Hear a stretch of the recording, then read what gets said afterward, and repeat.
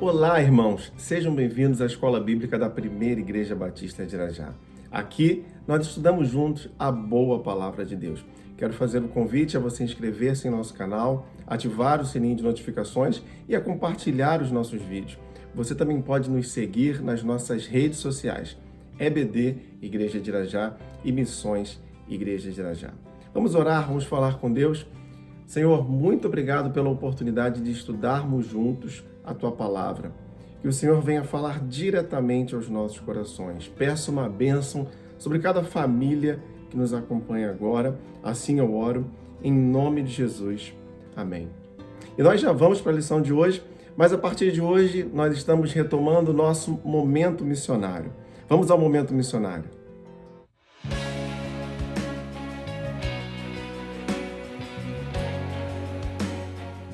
Viva o poder de transformar. Esse é o tema da campanha de Missões Mundiais 2021. O apóstolo Paulo, escrevendo ao jovem pastor Timóteo, em sua segunda carta, capítulo 1, verso de número 7, diz: Pois Deus não nos deu espírito de covardia, mas de poder, amor e equilíbrio. O Espírito do Senhor em nós não nos deixa covardes, mas Ele nos traz ousadia, intrepidez, coragem. E como características do Espírito do Senhor em nós, o apóstolo apresenta 3 pontos. Primeiro, poder. Poder para testemunhar, para completar a tarefa que nós recebemos de anunciar Jesus Cristo como Salvador. Amor. A mensagem de transformação, pois só o verdadeiro amor transforma o homem. Nós amamos porque Deus nos amou primeiro. E equilíbrio. Equilíbrio, nós precisamos fazer tudo de maneira equilibrada, justa, correta. Devemos então investir em missões de modo a cumprir a grande comissão de pregar a todos os povos. Queridos, ame missões, ore por missões, divulgue missões na sua família, na sua classe, no seu PGM, nas suas redes sociais. E contribua para missões. Seja um mantenedor da obra missionária que é do Senhor, sim, mas com os recursos que Ele tem colocado em suas mãos. Você é um missionário desse tempo. Então, viva o poder de transformar. Deus te abençoe.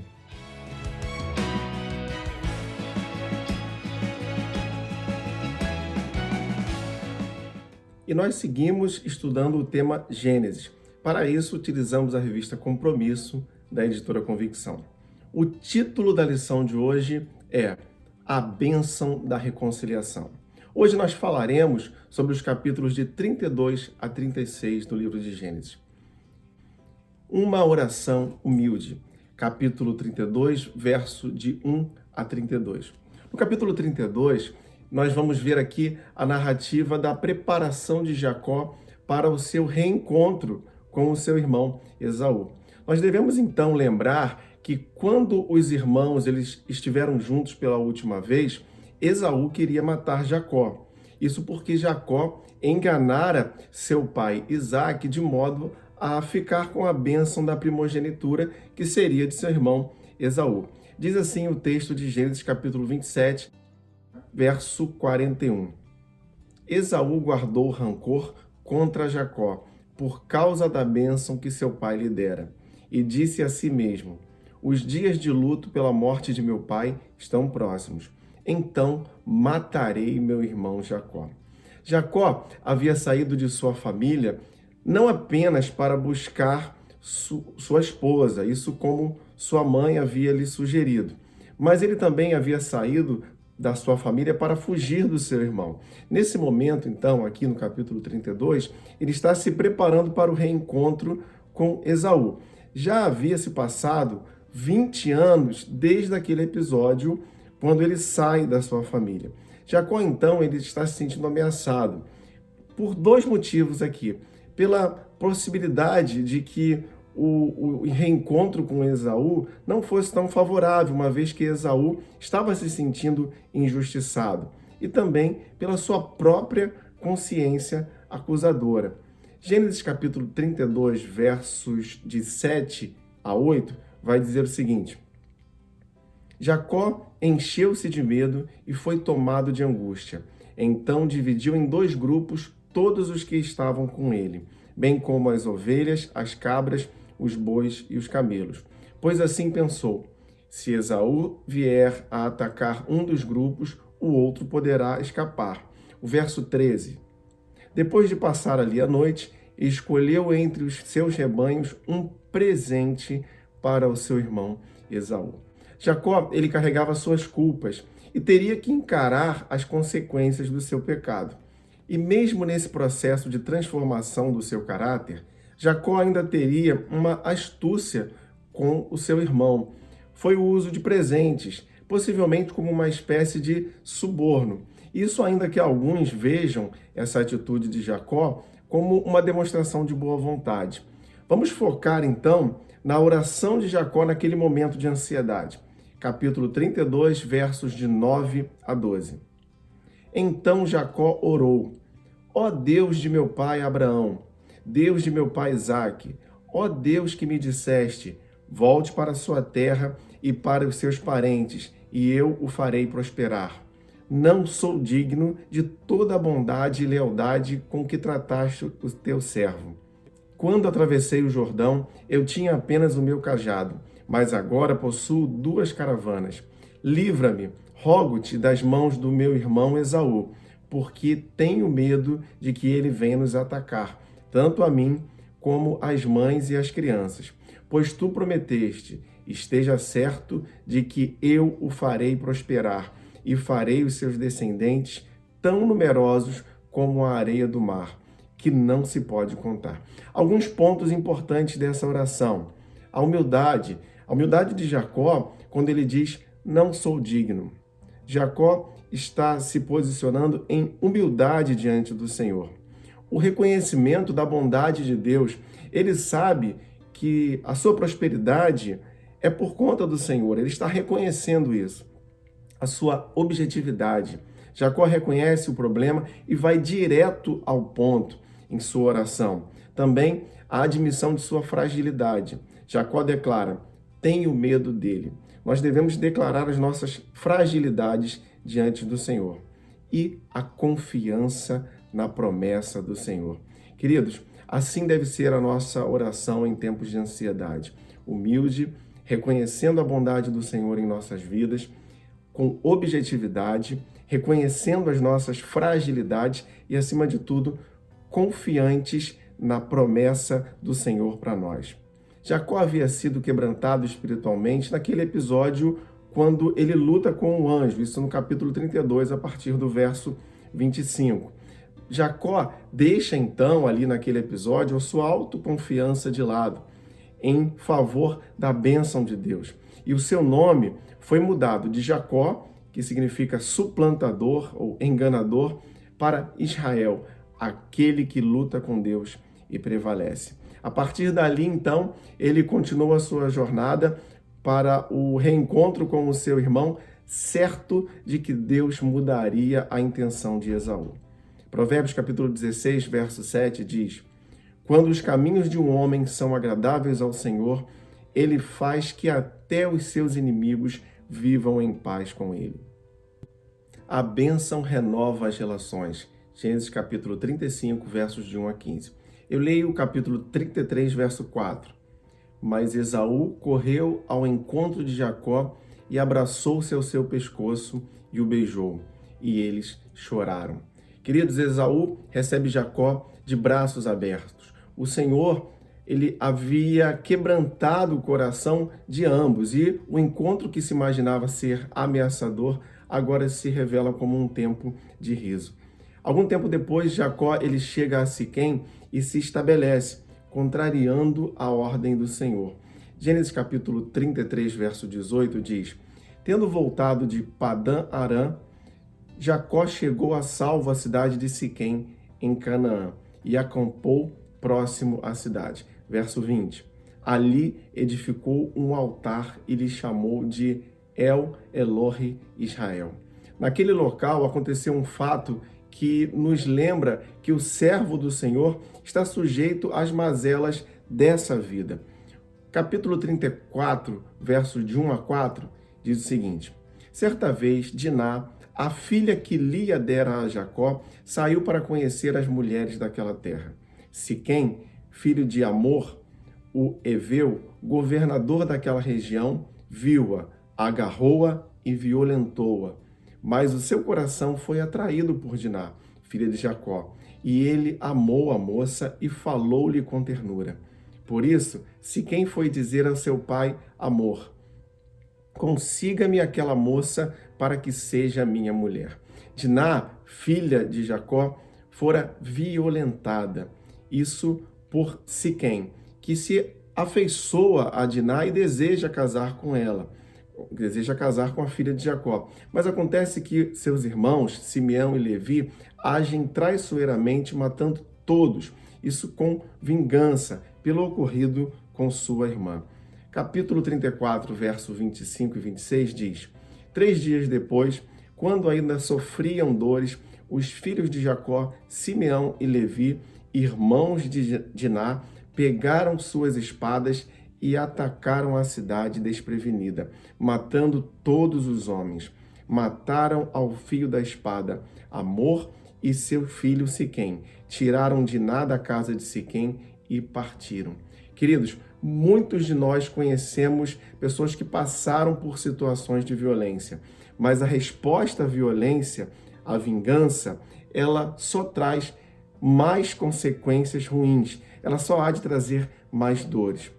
João capítulo 16, o Evangelho de João, capítulo 16, verso 33, vai dizer: eu lhes disse essas coisas para que em mim vocês tenham paz. Neste mundo vocês terão aflições, contudo, tenham ânimo, eu venci o mundo. O Senhor, ele não havia desistido da família de Jacó, mesmo diante daquelas mazelas que eles estavam enfrentando. Ele o instrui então a voltar a Betel e se estabelecer ali. Gênesis capítulo 35, verso 1. Deus disse a Jacó: suba a Betel e se estabeleça lá, e faça um altar ao Deus que lhe apareceu quando você fugia de seu irmão Esaú. Aquele foi o local onde Jacó teve o seu encontro com o Senhor. Ele estava sendo levado, então, a um reavivamento. Queridos, como cristãos, nós devemos retornar a cada dia a nossa experiência de conversão, de modo que vivamos um contínuo reavivamento em nossas vidas. Gênesis capítulo 35, verso 7, diz: nesse lugar construiu um altar e lhe deu o nome de El-Betel, porque ali Deus havia se revelado a ele quando fugia de seu irmão. O nome que Jacó dá àquele lugar, El-Betel, significa Deus. Por isso, Deus era mais importante do que o lugar em si. Nós devemos entender que o Senhor deve ser sempre mais importante do que as experiências que vivemos. Sim, elas são boas, mas o Senhor é o mais importante em nossas vidas. Queridos, não devemos ficar indo de local em local buscando experiências, mas devemos buscar um real encontro transformador com Deus, para que possamos caminhar dia a dia reavivados, firmes nas promessas do Senhor para nós. Aplicações para a vida. Assim como foi com Jacó, Deus não espera que nós nos corrijamos primeiro antes de encontrá-lo. Ele nos encontra com sua misericórdia e começa em nós, então, um processo de transformação. Deus, ele nos prova para testar a nossa fé. Devemos, então, aprender a suportar as nossas provações. Capítulo 10, verso 13 de primeira carta de Paulo aos Coríntios diz: e Deus é fiel e não permitirá que vocês sejam tentados além do que possam suportar. Mas quando forem tentados, ele lhes providenciará um escape para que possam suportar. Então, aqui nós temos mais uma lição para nós. Busquemos retornar para Deus e experimentar um constante reavivamento, deixando de lado tudo aquilo que é ídolo, tudo aquilo que é idolatria, tudo aquilo que é do mundo que nós possamos estar carregando. Irmão, se você entende que precisa reavivar a sua experiência com Deus, talvez até retornar aos caminhos do Senhor, faça isso hoje, não perca tempo. Vamos orar, vamos falar com Deus mais uma vez. Feche seus olhos. Senhor, nesse momento, diante da Tua palavra, nós pedimos que o Senhor reavive cada um de nós, ó Pai. Que nós possamos ter uma experiência diária contigo. E se porventura há alguém aqui afastado, alguém que abandonou os seus caminhos, mas que agora deseja voltar, que o Senhor abençoe essa vida da cabeça aos pés. Assim eu oro em nome de Jesus. Amém. E se você gostaria de enviar a sua dúvida, o seu comentário sobre a lição de hoje, você pode fazer isso através do nosso e-mail ou das nossas redes sociais. Não se esqueça de inscrever-se em nosso canal, ativar o sininho de notificações e de compartilhar os nossos vídeos. Você também pode nos seguir nas nossas redes sociais, EBD Igreja de Irajá e Missões Igreja de Irajá. Muito obrigado a você que nos acompanha aqui na Escola Bíblica da Primeira Igreja Batista de Irajá. Que o Senhor abençoe a sua família. E não se esqueça, leia, estude, entenda a Bíblia.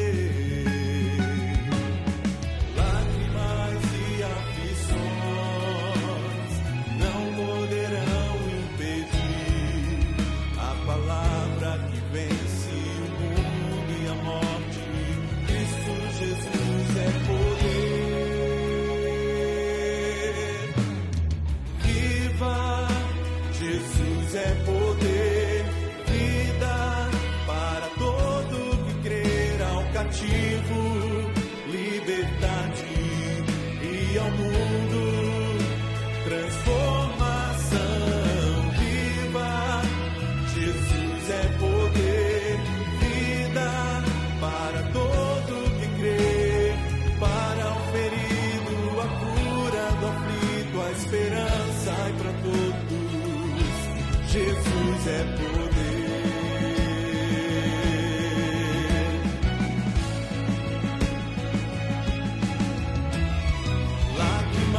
E aflições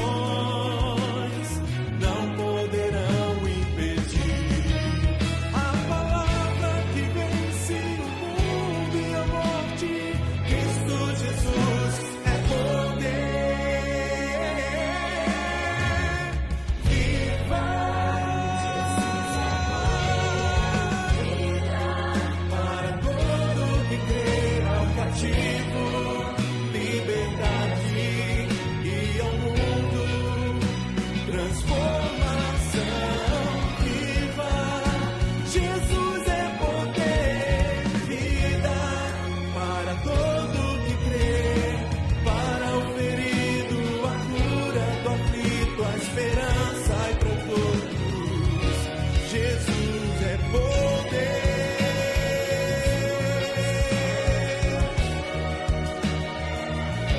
Jesus é poder.